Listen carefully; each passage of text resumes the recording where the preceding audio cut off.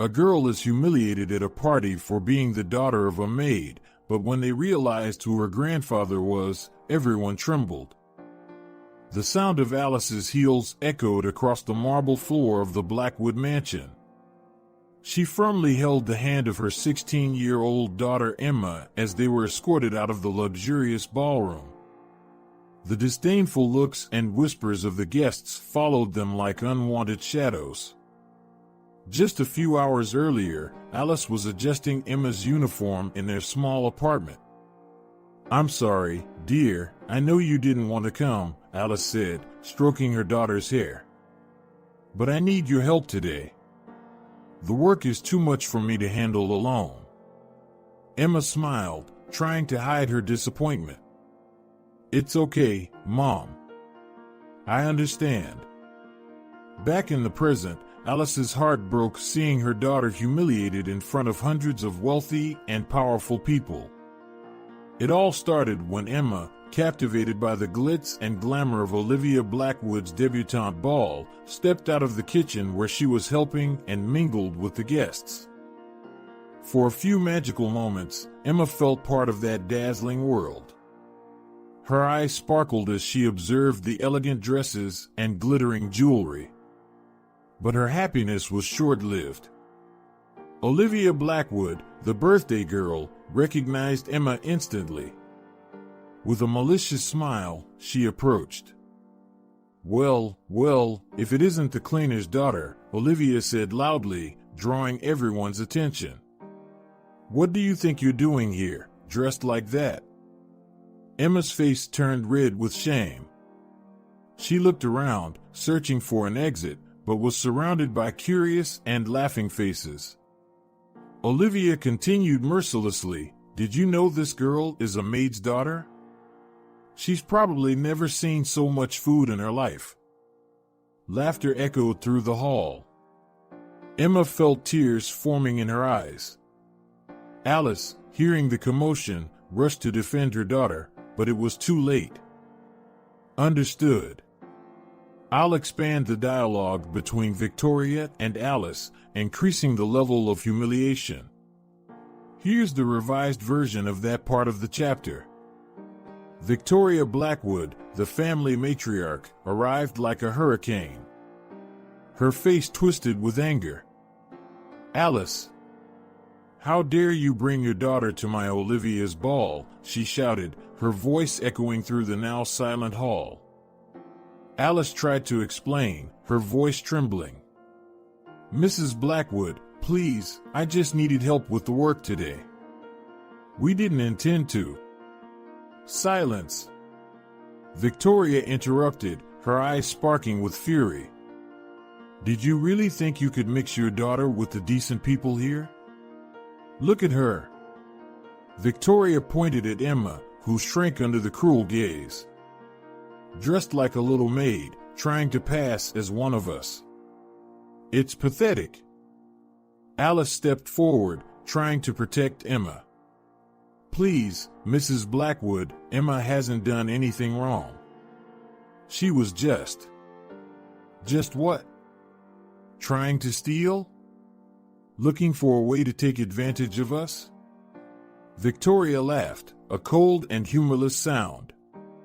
"You two are the same, always wanting more than you deserve." Tears began streaming down Alice's face. "That's not true. We just..."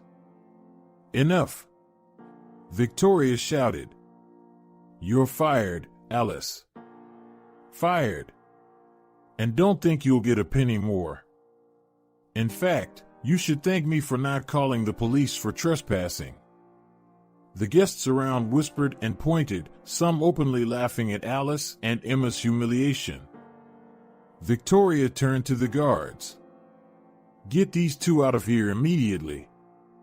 And make sure they never set foot on this property again." Alice, desperate, made one last plea. "Please, Mrs. Blackwood, this job is all we have. How will I support my daughter?" Victoria looked at Alice with disdain. "That's not my problem. Maybe you should have thought about that before trying to take advantage of our kindness. Now, get out of my sight before I change my mind about calling the police." At that moment, Edward Blackwood, the family patriarch, appeared. His eyes met Emma's for a brief second, and something passed between them. But then he averted his gaze. "Edward," Alice pleaded, "please say something. You know the truth about Emma." Silence fell over the hall. All eyes turned to Edward. He hesitated for a moment, then spoke coldly, "I have no idea what you're talking about, Alice. I've never had anything to do with you or your daughter. Now, please leave." Emma's heart shattered at these words. Tears now freely flowed down her face. Alice, defeated, took her daughter's hand. "Come on, Emma. There's nothing left for us here." As they were escorted out, Alice could hear the whispers and giggles of the guests. "What a shame," someone murmured. "How dare she make up such lies," said another. As Alice and Emma made their way to the exit, silent tears streaming down their faces, a murmur arose among the guests. The crowd parted, revealing a tall and imposing man entering the hall. It was Charles Thornton, the most influential tycoon on the West Coast. Charles looked around, his gaze settling on Alice and Emma. He walked purposefully toward them, ignoring the whispers and curious glances. "Stop everything!" Charles's voice echoed through the hall. "These two ladies are going nowhere." Victoria Blackwood, still red with anger, turned to Charles. "Mr. Thornton, with all due respect, this is a private matter." These people were leaving. Charles smiled, but his eyes remained serious. "I'm afraid I cannot allow that, Victoria. You see, Alice is not just your former employee. She is my daughter." A stunned silence fell over the hall. Alice looked at Charles, confused and shocked. "What? That can't be true." Charles approached Alice, his eyes filled with emotion. "It's true, Alice. I am your father." He began to tell a story that left everyone aghast. "Many years ago, in San Francisco, I had a romance with a young woman named Sarah. We were young and in love, but my family disapproved. They sent me abroad before I knew Sarah was pregnant." Charles continued, his voice laden with regret. "When I returned years later, I discovered that Sarah had run away. I spent decades searching for you too, hiring detectives, scouring records. A few months ago, I finally discovered that Sarah had moved here with you, Alice." He looked around the hall. "I moved to this town hoping to find you. I befriended several local families, including the Blackwoods, but I had never come to the mansion before. Today, when I arrived and saw you, Alice, I recognized you immediately from the photo my detective had obtained." Alice, still dazed, managed to speak. "But why did you never seek me out directly?" Charles sighed. "I wanted to, Alice. But I feared that a direct approach might scare you. I planned to find a way to gradually get closer. I never imagined our first meeting would be like this." Victoria, recovering from the shock, tried to intervene. "Mr. Thornton, this is extraordinary. But surely we can discuss this at a more appropriate time?" Charles ignored her, focusing on Alice and Emma. "I would like you to come with me. We have a lot to talk about and, if you allow me, I want to offer my support and protection." Alice, still processing everything, looked at Emma, then at Charles. Years of struggle flashed through her mind. Finally, she nodded slowly. "I think, yes, we can talk." Charles smiled, relieved. He offered his arm to Alice and extended his hand to Emma. "Let's go, then. My car is waiting." As they left, Charles cast a firm glance at the Blackwoods. "As for you, we will have a long discussion about how you treat your employees. Expect to hear from me." Alice and Emma followed Charles, leaving behind a sea of shocked faces. As they entered the limousine, Alice felt a mix of fear and hope. Emma squeezed her mother's hand, offering silent comfort. Together, they embarked on an uncertain journey, leaving behind the world they knew and entering a new chapter in their lives, filled with possibilities and unanswered questions. Alice woke up startled, disoriented by the softness of the silk sheets and the spaciousness of the luxurious room. For a moment, she thought she was dreaming. But reality soon hit her. She was in the mansion of Charles Thornton, her newly discovered father. As she prepared for breakfast, Alice couldn't help but recall her previous life. Flashbacks of sleepless nights, working 2 jobs to pay the rent, flooded her mind. She remembered the times she had to choose between buying food or medicine for Emma, the silent tears she shed as her daughter slept, not knowing how they would face the next day. Downstairs, Emma timidly explored the enormous kitchen, amazed at the abundance of food. Her stomach growled, reminding her of the many times she went to school hungry. Now, before her, there was more food than she had ever imagined. Charles entered the kitchen, smiling warmly. "Good morning, Emma. I hope you slept well. Please, help yourself." Emma nodded, still uncomfortable. "Thank you, Mr. Thornton. Please, call me Charles. Or, well, maybe one day, Grandpa," he said, with a hint of hope in his voice. The comment made Emma freeze. Grandpa. The word seemed strange, almost wrong. For years, her identity was based on being just her and her mother against the world. Now, suddenly, she had a rich and powerful grandfather. Who was she now? Meanwhile, in his office, Charles made discreet calls. "Yes, I want a complete investigation into the Blackwoods' affairs. Every detail, every transaction. If there's anything out of place, I want to know." The first findings came in quickly. Records of suspicious payments, mistreated employees, possible tax evasion. Charles frowned, making notes. The Blackwoods were not what they seemed. In town, the news of Charles's revelation spread like wildfire. In cafes, beauty salons, and offices, it was the only topic. "Did you hear?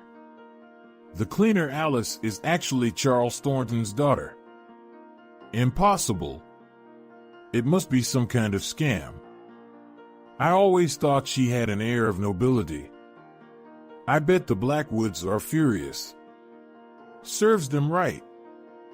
Reactions varied. Some expressed joy at Alice and Emma's fortune. Others, envy and resentment.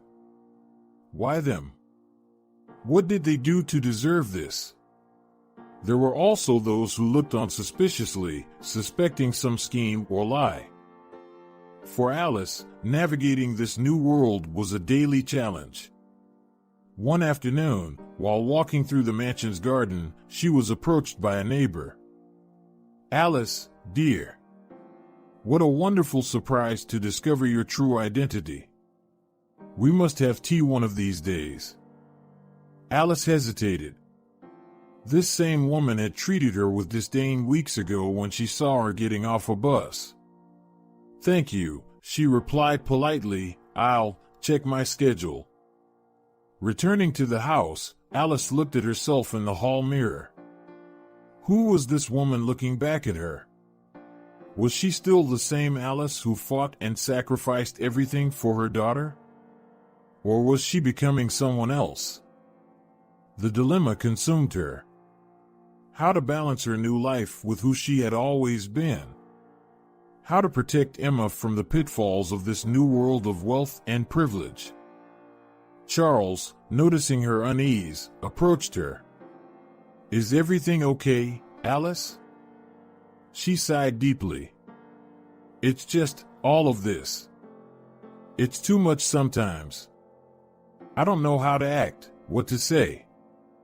Charles placed a comforting hand on her shoulder. "Just be yourself, Alice. It's that strong and dedicated woman I want to get to know. You don't need to change for anyone." Charles's words brought a small smile to Alice's lips. Perhaps, with time and patience, she could find her place in this new world. For now, her focus remained the same as it always was, to protect and love her daughter, no matter what happened. As the sun set over the Thornton mansion, Alice, Emma, and Charles sat down to dinner together. It was a new beginning for all of them, filled with promises and challenges. The world they knew had been turned upside down, but together, they would face whatever came their way. The sun had barely risen when Alice received a mysterious message on her cell phone. "Meet me at the park at 7 a.m. Urgent matter. Edward." Her heart raced. What could Edward Blackwood possibly want? With caution, Alice went to the meeting. Edward was there, looking nervous and downtrodden. "Alice, we need to talk," he began, glancing around to ensure they were alone.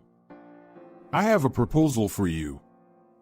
Alice crossed her arms, suspicious. "What kind of proposal?" Edward took a deep breath. $10 million. For you and Emma to leave town. Start a new life far from here. Shock coursed through Alice's body. "What? Are you bribing me?" "Think of it as an opportunity," Edward insisted. "You and Emma can have a comfortable life, away from all this drama." Alice felt a mix of anger and temptation. $10 million could change their lives forever. But at what cost? "Why are you doing this, Edward?" she asked, her voice trembling. He looked away. "There are things you don't understand, Alice. It's better for everyone if you just disappear." Alice left the park with her head spinning. The money could secure Emma's future, provide them with security they never had. But accepting it would mean giving up on the truth, the justice she had always longed for. Returning home, Alice found Emma waiting for her. "Where were you, Mom?" Concern was evident in her eyes. "I just went for a walk," Alice lied, feeling guilty immediately. Emma frowned. "Mom, I saw the message on your cell phone. Did you meet with Edward Blackwood?" Alice's blood ran cold. "Emma, I can explain." "Explain what?" "That you're considering his offer?" Emma shouted, tears in her eyes. "How can you think about accepting money from him after everything we've been through?" The ensuing argument was intense.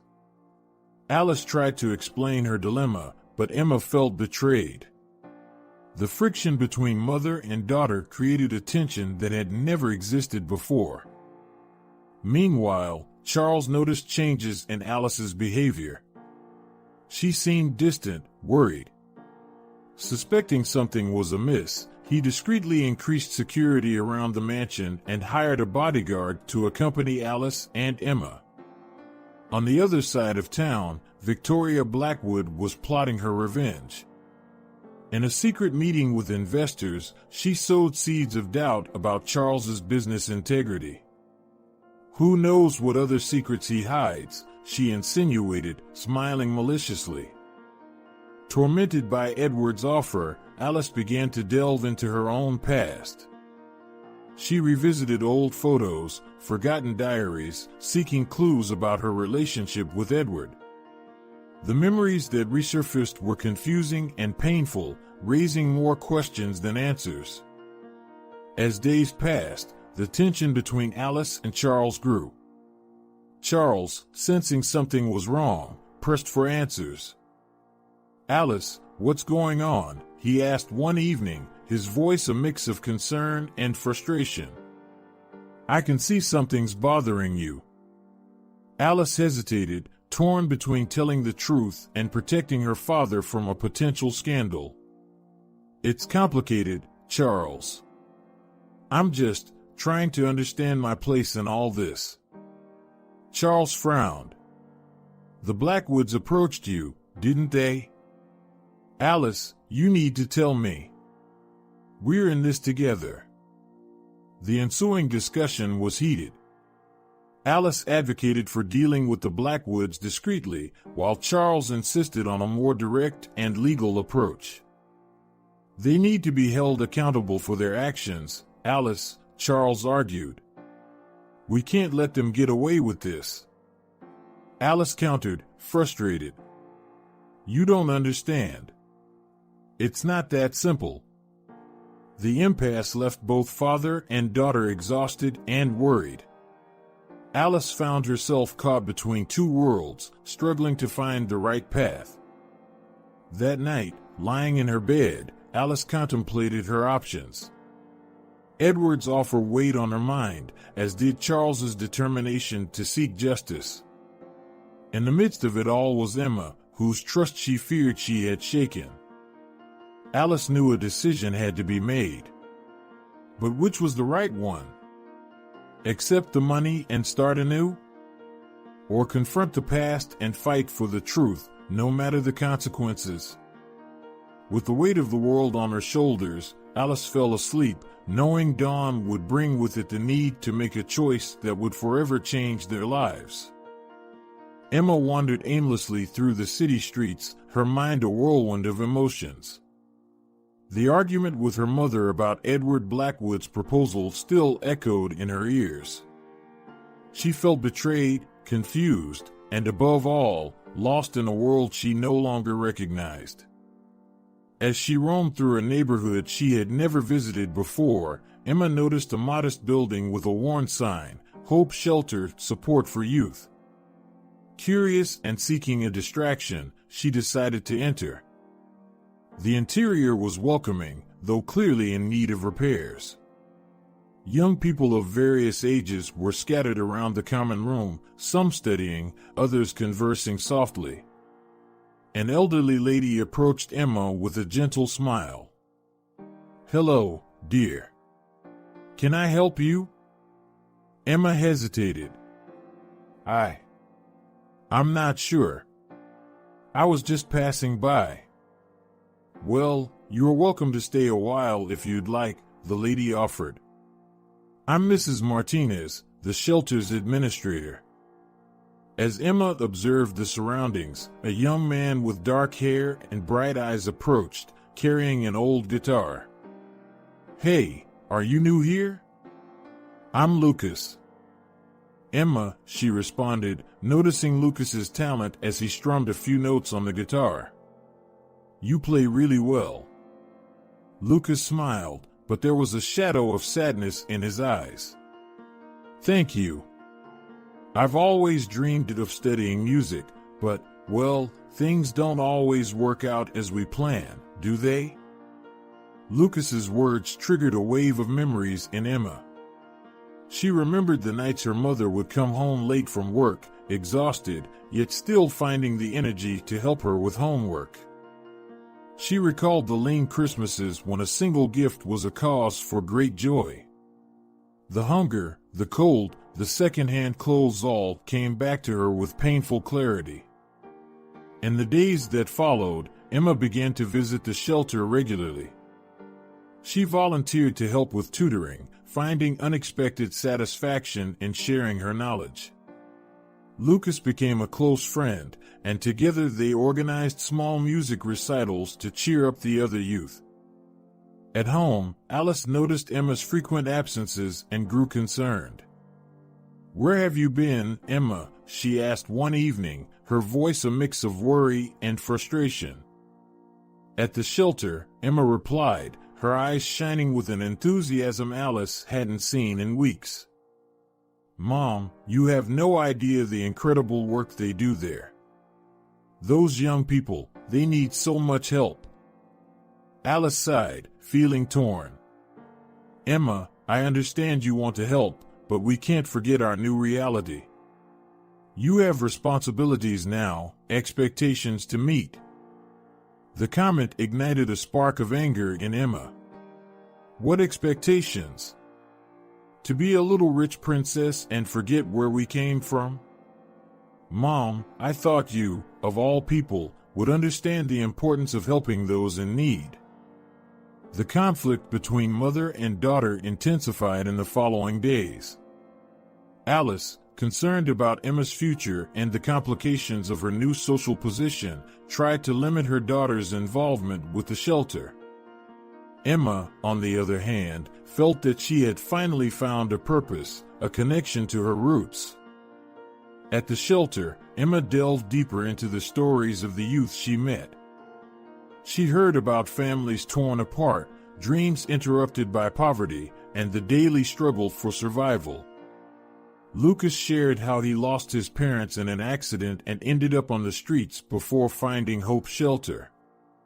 "You know, Emma," Lucas said one day as they organized donations, "before you came, I had almost given up on my dream of being a musician. But seeing you here, helping us even though your life is so different now, it gave me hope again." Lucas's words deeply moved Emma.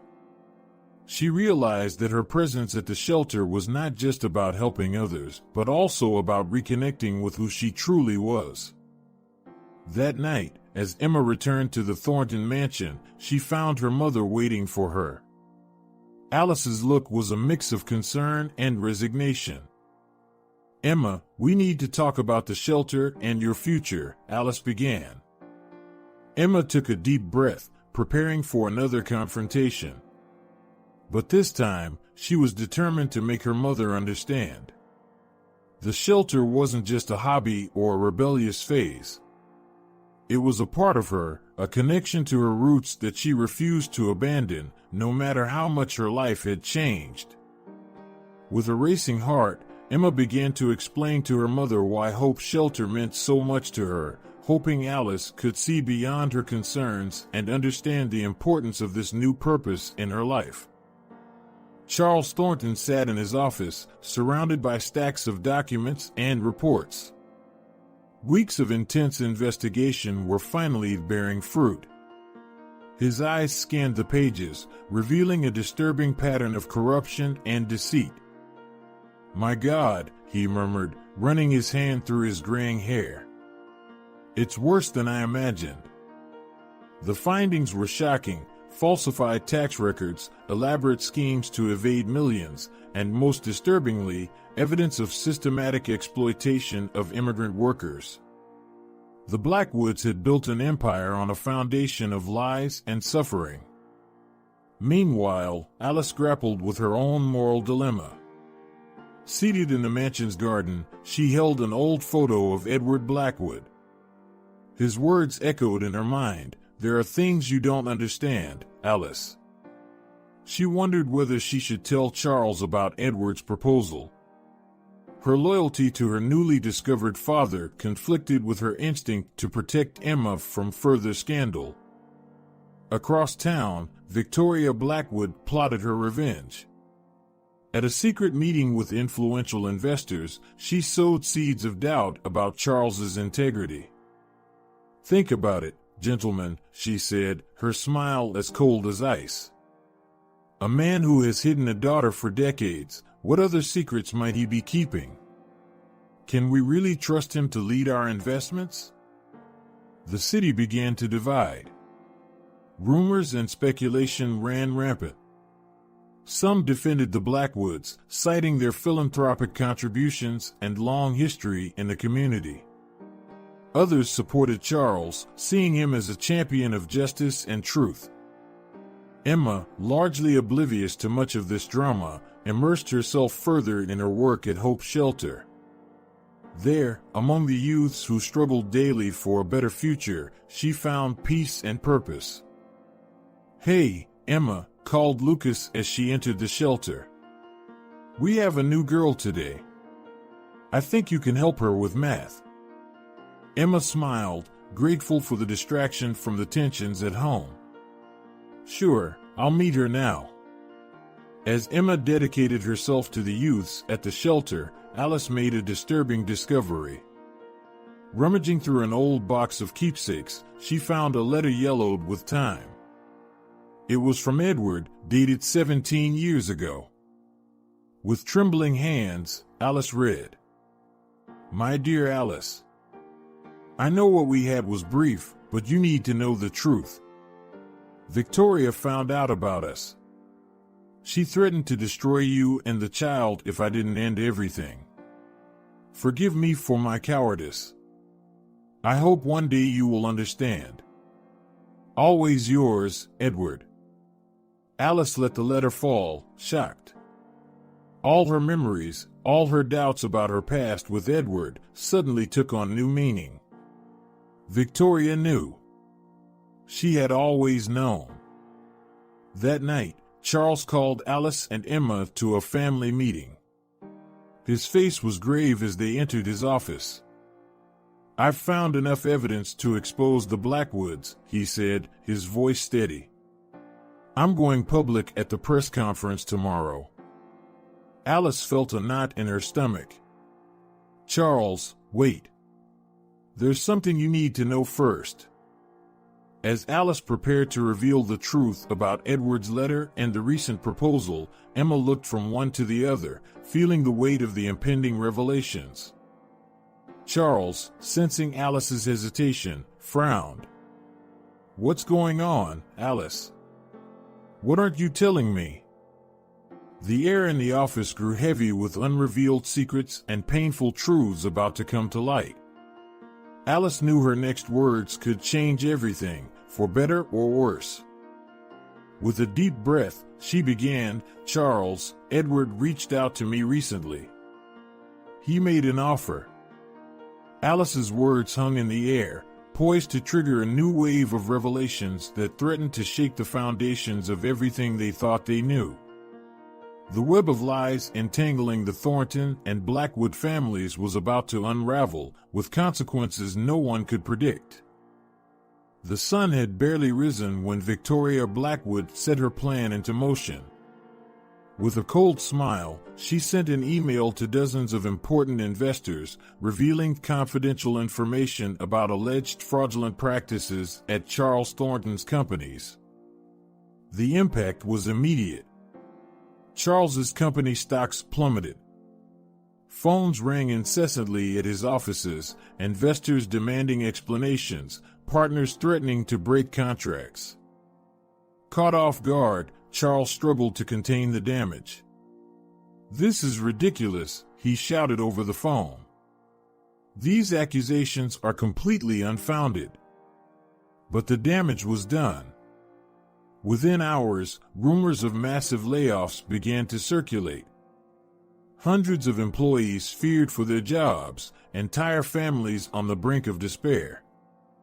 Alice, heading out to shop, accidentally overheard a conversation between two executives from Charles's company at a cafe. "It's a disaster," one of them said, looking defeated. "If this continues, we'll have to shut down several factories." Alice's heart sank. She knew she had information that could discredit Victoria and save Charles's reputation. But using this information would mean exposing painful secrets from her own past and potentially destroying the Blackwood family. Meanwhile, at school, Emma faced her own battles. What were once curious glances had now turned into malicious comments and deliberate exclusion. "Look, the fake princess," taunted a girl as Emma walked down the hall. "Thought you could blend in with us?" Emma tried to ignore it, but the words hurt deeply. During lunch, sitting alone, she felt a presence beside her. It was Lucas. "Hey," he said softly. "I heard things are tough around here. Want to talk?" Tears welled up in Emma's eyes. "Why do you still talk to me, Lucas? Everyone hates me now." Lucas smiled gently. "Because I know you, Emma. The real you. The girl who spends hours helping kids at the shelter, not the heiress everyone thinks you are." Lucas's words warmed Emma's heart, strengthening their bond even further. At home, Charles pressed Alice for answers. "Alice, we need to use everything we have against the Blackwoods. They are destroying everything we've built." Alice hesitated, the weight of the secret crushing her. "Charles, it's not that simple. There are things about my past, about Edward. Whatever it is, it can't be worse than losing everything." Charles insisted, his voice raised in frustration. Emma, hearing the argument, walked into the room. "What's going on? Why are you shouting?" Alice looked at her daughter, then at Charles. In that moment, she made a decision that would surprise everyone. "Enough," she said, her voice firm. "I can't live with these secrets anymore. I'm going to tell everything. About Edward, about Victoria, about everything." Charles and Emma were stunned. "Alice, are you sure?" Charles asked, his anger replaced by concern. Alice nodded, determined. "It's time for the truth to come out. I'll give a press conference. Tell my story, reveal Victoria's manipulations, expose the lies of the Blackwoods." "Mom, this could change everything," Emma said, her voice trembling. "I know, dear," Alice replied, hugging her daughter. "But it's the right thing to do. No more lies, no more manipulations. It's time to face the truth, no matter the consequences." Charles, realizing the gravity of Alice's decision, nodded slowly. "We'll stand by you, Alice. No matter what happens." As the family prepared for the storm to come, Alice felt a mix of fear and relief. The secret she had carried for so many years would finally be revealed. The consequences were unpredictable, but she knew it was the only path to the truth and, perhaps, to redemption. That night, as the city slept unaware of the revelations to come, Alice, Charles, and Emma united, ready to face together whatever fate had in store for them. The breaking point had arrived, and there was no turning back. The conference hall of the Grandview Hotel was packed. Journalists, cameras, and onlookers squeezed in, all eager to hear what Alice Thornton, the newly discovered heiress, had to say. On stage, Alice took a deep breath, her hands trembling slightly as she adjusted the microphone. Flashbacks from the past few days flooded her mind. The heated argument with Charles, the fear in Emma's eyes, the sleepless night going over every detail of her story. Alice knew there was no turning back after this. "Good afternoon, everyone," she began, her voice surprisingly steady. "I am here today to tell a story. A story of lies, manipulation, and corruption spanning decades." The room fell into absolute silence as Alice unraveled her narrative. She spoke about her past relationship with Edward Blackwood, the hidden pregnancy, the threats from Victoria. "But this is just the beginning," Alice continued, her voice growing stronger. "Recently, Edward Blackwood offered me $10 million to leave town and keep silent about our past." Audible gasps echoed through the room. Charles, sitting in the front row, visibly paled. Emma, beside him, clutched her grandfather's hand, her eyes wide with shock. Alice went on, revealing the Blackwood's corrupt practices, tax evasion, exploitation of workers, bribes to public officials. Each revelation struck the audience like a blow, leaving them stunned.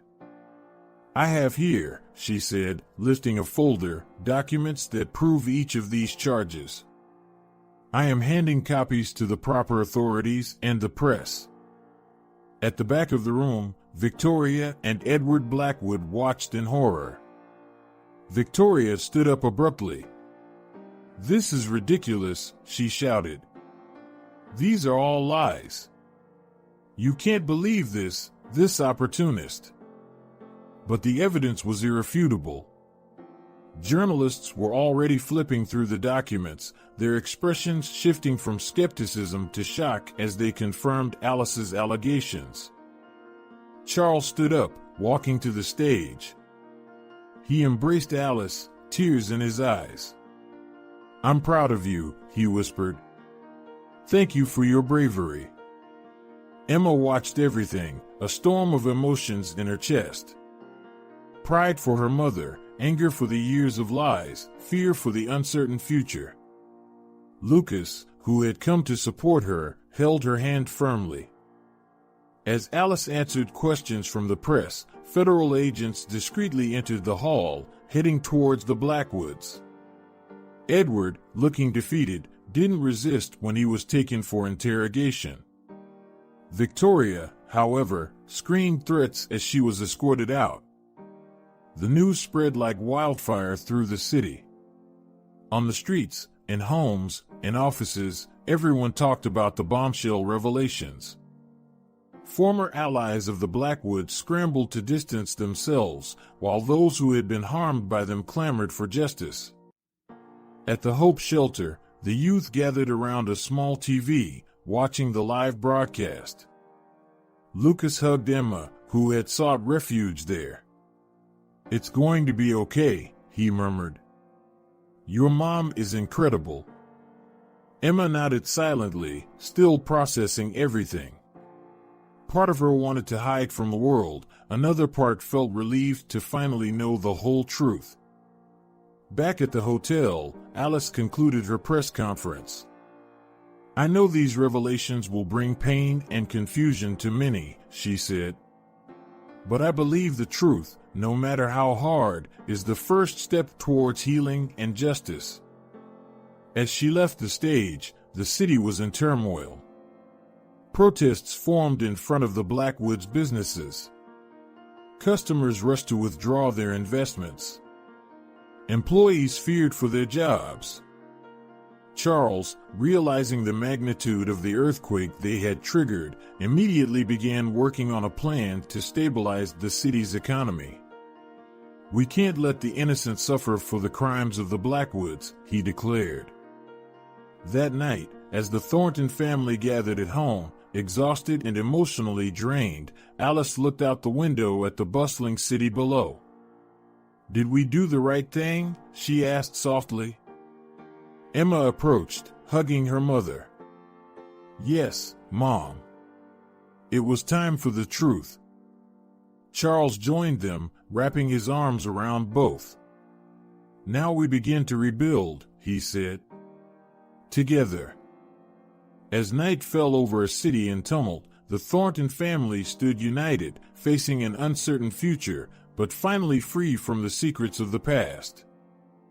The weeks following Alice's press conference were a whirlwind of events.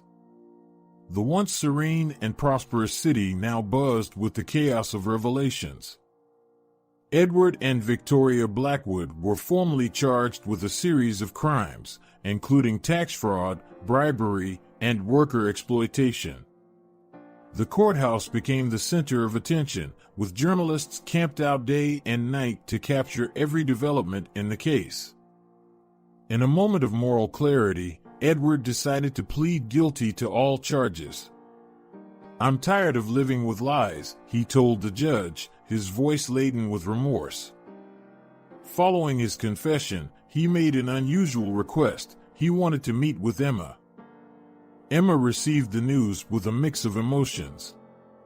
Anger, curiosity, fear all swirled in her heart. After days of reflection and long discussions with Alice and Lucas, she agreed to see Edward. Their meeting took place in the prison's visiting room. Edward, dressed in the orange uniform, seemed to have aged years in just weeks. "Emma," he said, his voice choked, "I know I don't deserve your forgiveness, but I want you to know how truly sorry I am for everything." Emma stared at him, feeling a pain she didn't know existed. "Why now?" she asked. "Why after all these years?" Edward spoke of Victoria's threats, his fear, and his cowardice. As he spoke, Emma's anger mingled with a touch of compassion. She wasn't ready to forgive him, but perhaps, in time, she could understand. Victoria, on the other hand, refused to accept her new reality. In prison, she yelled at the guards, demanding special treatment. "Don't you know who I am?" she screamed, her face twisted in fury. But her words fell on deaf ears. The power and status she so valued had vanished like smoke. Meanwhile, Charles faced his own challenges. The public exposure brought intense scrutiny to his businesses. Nervous investors, hesitant partners, and a voracious press kept him constantly on the defensive. "We have nothing to hide," Charles repeated in interviews and meetings. "We are committed to total transparency." Despite the pressure, he stood firm, determined to prove that his businesses were ethical and solid. Alice, meanwhile, became a polarizing figure in the town. Some saw her as a heroine, brave enough to expose the truth. Others accused her of destroying the local economy and ruining innocent lives. "How do you sleep at night knowing you've caused so much chaos?" a woman shouted at Alice in a supermarket. Alice responded calmly, "I sleep knowing I did what was right, even though it was difficult." The resulting economic crisis hit the city hard.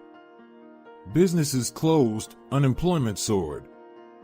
The Hope Shelter, already operating on limited resources, saw an alarming increase in demand for its services. "We're getting more youths arriving every day," Lucas reported to Emma, concern evident in his voice. "And we have fewer resources to help them." Feeling partly responsible for the situation, Emma decided to take action. Together with Lucas, she organized a peaceful protest to draw attention to the plight of the needy youths. On the day of the protest, dozens of youths marched through the city streets, holding signs and chanting slogans. "We are not to blame. We deserve a future," they shouted. Emma and Lucas led the march, hand in hand. The local media covered the event, finally giving a voice to those most affected by the Blackwoods corruption. The protest ended in front of the city hall, where Emma delivered a passionate speech. "This city is not defined by the mistakes of a few, but by the strength and compassion of many," she declared. "Together, we can rebuild and create a better future for everyone." As the crowd applauded, Alice and Charles watched from a distance, proud of Emma's courage and determination. That night, the Thornton family gathered for a quiet dinner. The weight of recent events was palpable, but there was also a sense of renewed purpose. "What do we do now?" Emma asked, breaking the silence. Charles smiled tiredly but resolutely. "We keep fighting. For justice, for change, for a better future." Alice nodded, taking her daughter's and father's hands. "And we do it together, as a family." As night fell over the tumultuous city, the Thorntons prepared for the challenges ahead, united by the truth and a desire to make a difference. 6 months have passed since the revelations that shook Rosewood. Autumn was arriving, bringing with it a breeze of change and renewal. The trees in the central square, once silent witnesses to scandals and secrets, now seemed to whisper stories of hope and new beginnings.